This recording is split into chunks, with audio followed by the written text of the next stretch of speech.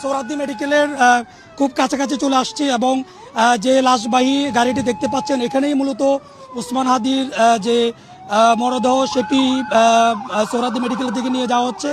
আমরা একেবারে চ্যানেল 24-এর মাধ্যমে ওসমান হাদিকে যে সোহরাওয়ার্দী মেডিকেলে যে নিয়ে যাওয়ার যে দৃশ্যটি আমরা সেটি দেখানোর চেষ্টা করছি এবং দেখতে পাচ্ছেন যে লাশবাহী গাড়িটি আমরা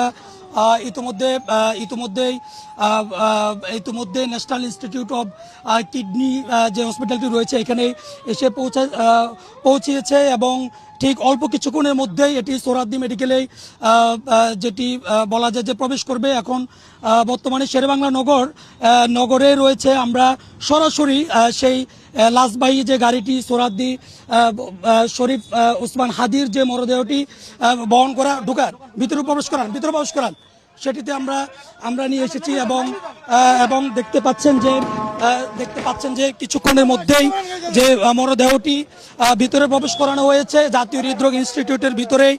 আমরা ঠিক যে অ্যাম্বুলেন্সটাকে ফলো করে আমরা একেবারে জাতীয় হৃদরোগ ইনস্টিটিউটের এখানে এসে প্রবেশ করেছি এবং এখানকার যে নিরাপত্তার যে ব্যবস্থা সেই ব্যবস্থার কারণে আমরা হসপিটালের ভিতরে কোনো গণমাধ্যম কর্মীদেরকে প্রবেশ করতে দিচ্ছেন না।